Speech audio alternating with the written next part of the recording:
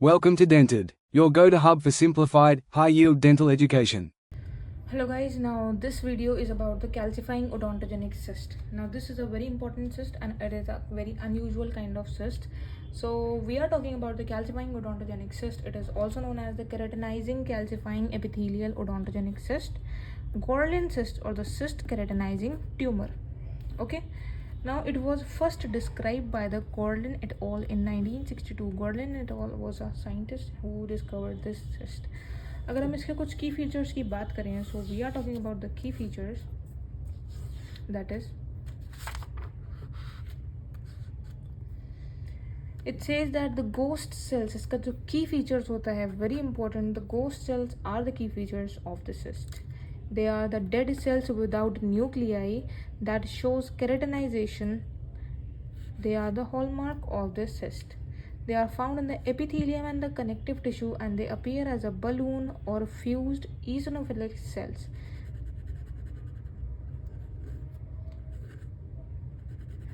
They don't have any nucleus, they don't have any organelles, they are just keratin, they are just cells with keratin. So that is why they are also known as the ghost cells. They share similarities with the craniopharyngioma, that is a rare brain tumor in terms of histology. Okay, so there is a tumor that is the craniopharyngioma. इससे ये हमारी similarities दिखाता है, that is the COC. It originates from the ectodermal or the mesodermal tissues. It was considered as a cyst. पहले इसको माना जाता था cyst, फिर उसके बाद में हमने देखा कि ये एक solid tumor है. Okay, फिर उसके बाद हमने देखा that it can appear inside the jaw, that is central, and on the gums, that is extraosseous. जब ये हमारे जॉ के अंदर पाया जाता है तो हम इसको कहते हैं सेंट्रल, और जब ये हमारे गम्स के अंदर पाया जाएगा तो हम बोलेंगे कि ये क्या है, एक्स्ट्राओशियस. बोन में तो नहीं है ना. Next, it is the histology of COC. Histology says that COC can behave as a cyst और अ ट्यूमर. ये सिस्ट की तरह भी एक्ट कर सकता है और ट्यूमर की तरह भी एक्ट करता है. ये हम लोग इसीलिए कह रहे हैं बिकॉज द WHO की 2004 में एक मीटिंग हुई जिसने क्लासीफाई करा COC को एज ए नियोप्लाज्म या फिर ट्यूमर. लेकिन फिर 2017 में WHO ने उसको दोबारा से नॉन नियोप्लास्टिक सिस्ट में डाल दिया based on it's clinical behaviour. Okay, अभी भी डिबेट ये चल रहा है. क्यों? क्योंकि इसका कुछ बिहेवियर सिस्टिक फॉर्म है और कुछ बिहेवियर इसका ट्यूमर फॉर्म है. So that is why scientist are still searching about it. So that is, इसका जो सिस्टिक फॉर्म है that is the COC, that is the calcifying odontogenic cyst. But if I talk about the tumour form, it is the calcifying odontogenic tumour और the ghost cell odontogenic carcinoma. Okay, so next here comes about its aetiology. इसकी aetiology क्या है? Okay, so the aetiology of COC is that कि ये developmental origin की होती है. ठीक है, it may come from the dental lamina या फिर एनामल एपिथीलियम. ठीक है, हमें नहीं पता ये किधर से है. ये हो सकता है कि एनामल एपिथीलियम से या फिर डेंटल लेमाइना से है. अगर हम इसके क्लिनिकल फीचर्स की बात करें तो जिसकी एज होती है 2nd और 3rd डिकेड होती है, और ये अगर ओडोंटोमाज हैं तो ये टीनेजर्स में ज़्यादा कॉमन होता है. ठीक है, अगर हम सेक्स प्रीडायलेक्शन की बात करें तो वो इक्वल होता है, किसी में भी हो सकता है, मेल में भी हो सकता है, फीमेल में भी हो सकता है. अगर हम साइट की बात करें तो मैक्सिला और मैंडिबल दोनों में इंसाइजर से लेके कैनाइन के रीजन तक होता है. ठीक है, मैक्सिला में और मैंडिबल में इंसाइजर से लेके कैनाइन के बीच में जो एरिया होता है उसमें प्रेजेंट होता है. ठीक है, it may be associated with other tumour, for example the odontomas और द अमीलोब्लास्टोमा. ये कैसी स्वेलिंग होती है? पेनलेस स्वेलिंग होती है. ठीक है, 2 वेरिएंट्स होते हैं इसके, that is the extraosseous and the intraosseous. Extraosseous वाली हमारी गम स्वेलिंग होती है, it is the gum lesion. कैसे होते हैं? टेंडर होते हैं and appear in 5 to 17% of cases.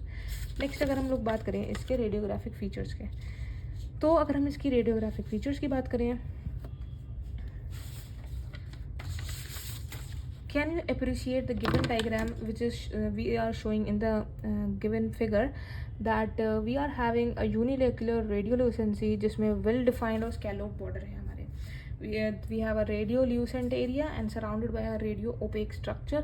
इसमें जो हमारा शो कर रहा है ये पेबल लाइक या फिर फ्लैक लाइक कैल्सिफिकेशन दिखा रहा है. पेबल लाइक का मतलब है कि वो छोटे छोटे स्टोन्स की तरह दिखा रहा है. ठीक है, और यहाँ पे डिस्प्लेसमेंट और रिजॉर्प्शन हो रहा है हमारे साइड वाले टूथ का. ठीक है, next coming to the radiographic features, we are saying यहाँ पे हमारे यूनिलोकुलर रेडियोल्यूसेंसी होती है जिसमें वेल डिफाइंड और स्कैलोप बॉर्डर्स होते हैं. ठीक है। पेबल लाइक यहाँ पर फ्लेक्स लाइक कैल्सिफिकेशन देखा जाता है, यहाँ पे डिस्प्लेसमेंट या फिर रिजॉर्प्शन ऑफ द बराबर वाले की रूट्स है, ठीक है। अगर हम हिस्टोलॉजिकल फीचर्स की बात करें तो हिस्टोलॉजिकल फीचर्स हम लोग देखेंगे। सबसे पहले मैं यहाँ पे डायग्राम बनाऊंगी रफ, और फिर उसके बाद हम लोग इसका एक फेयर डायग्राम देख लेंगे। So in this we are having epithelium की बात करें हम लोग अगर, तो एपिथेलियम कैसी है, it is 4 to 10 cell layer thick, ठीक है। मतलब ये एपिथेलियम इस तरीके से और जो है कि यहाँ पे हमारे सेल्स हैं, जो बेसल सेल्स हैं वो कैसे हैं, they are ameloblast like cells, मतलब इनकी जो पोलैरिटी है वो away from the basal layer है, ठीक है। 4 to 10 लेयर से basal cells are similar to the ameloblast. Spinous layer की हम लोग अगर बात करें तो स्पाइनस लेयर में हमने क्या देखने को मिला, हमें मिले stellate reticulum like sales, stellate reticulums होते हैं वो देखने को मिले हमें। स्पाइनस लेयर कैसी थी, लूजली अरेंज थी और widely separated and may appear as a star shaped resembling the stellate reticulum, ठीक है। नेक्स्ट आते हैं हमारे गोस्ट सेल भी प्रेजेंट होते हैं। गोस्ट सेल्स हम लोगों ने अभी भी बताया हमारे इस तरीके से होते हैं, उनमें कोई न्यूक्लियस नहीं होता, कुछ ऑर्गेनेलीज नहीं होते, बस हमें दिखते हैं वो, ठीक है। Can you appreciate this image, इस तरीके से हमारे गोस्ट सेल्स होते हैं। They are the eosinophilic, ghost cell के ऊपर शॉर्ट नोट भी आ सकता है, इसलिए हम लोग गोस्ट सेल के ऊपर बार बार इतना ज़्यादा जोर दे रहे हैं। They are the eosinophilic thickening that are ovoid in shape and they are seen in thickened areas of the lining epithelium, ठीक है। बलून शेप्ड होते हैं, पेल होते हैं, इलिप्टिकल सेल्स होते हैं, कोई न्यूक्लियस नहीं होता, कोई सेल ऑर्गेनेलीज नहीं होते, ठीक है। ये हो गया हमारा। फिर उसके बाद आता है हमारा कनेक्टिव टिश्यू, और यहाँ पे हमें एक कनेक्टिव टिश्यू और एपिथेलियम के बीच में एक एरिया दिखेगा, that is known as the dentinoid. और जो कनेक्टिव टिश्यू होगा उसमें हमारे पास काफ़ी सारे फाइब्रोब्लास्ट प्रेजेंट होंगे, ये हमारा कनेक्टिव टिश्यू होगा, ठीक है। नेक्स्ट हम लोग बात करते हैं कि इसका connective tissue that is adjacent to the lining epithelium, वो कनेक्टिव टिश्यू जो बिल्कुल लाइनिंग एपिथेलियम के एडजेसेंट है, ठीक है, वो कैसा है, changes in areas of eosinophilic matrix material resembling the dentinoid. Dentinoid क्या है, it is the collagenous tissue, it is the collagenous tissue that is similar to dentine but it is not fully mineralized। अगर हम लोग इसके connective tissue की बात करें कैसा है, स्कैंटी है, मतलब डेंटिनॉइड का मतलब होता है डेंटीन से ओरिजिन है but it is not dentine, मतलब इट इज़ नॉट मिनरलाइज्ड, लेकिन उसमें जो कोलाजेनस टिश्यू हैं वो डेंटीन से सिमिलर होते हैं। कनेक्टिव टिश्यू में discrete island of odontogenic cells दिखते हैं। अगर हम ट्रीटमेंट की बात करें हमें इन्यूक्लिएशन कराना पड़ेगा, रिकरेंस इसका रेयर होता है, प्रोग्नोसिस की गुड होती है। Now this completes your COC, that is the calcifying odontogenic cyst. Now, can you appreciate the given diagram which I am showing you? Now, this diagram shows the calcifying odontogenic cyst. The calcifying odontogenic cyst is present here with several features. That is the lining epithelium जो हमारी 5 to 8 cell layer thick है, और जो basal cells हैं इसके वो similar to ameloblast है। न्यूक्लिया इनका किस तरह है, opposite to the basement membrane है, और प्रेजेंस ऑफ गोस्ट सेल्स है हमारा, और डेंटिनॉइड है हमारा यहाँ पे present just beneath the lining epithelium. Dentinoid क्या होता है, डेंटिन के हमारे वो होते हैं कोलाजन टिश्यू होते हैं जो कि डेंटिन से सिमिलर होते हैं लेकिन वो मिनरलाइज नहीं होते हैं, that is the dentinoid. So this completes your COC, and the further videos will deal about the gingival cyst of infants and the gingival cyst of adults.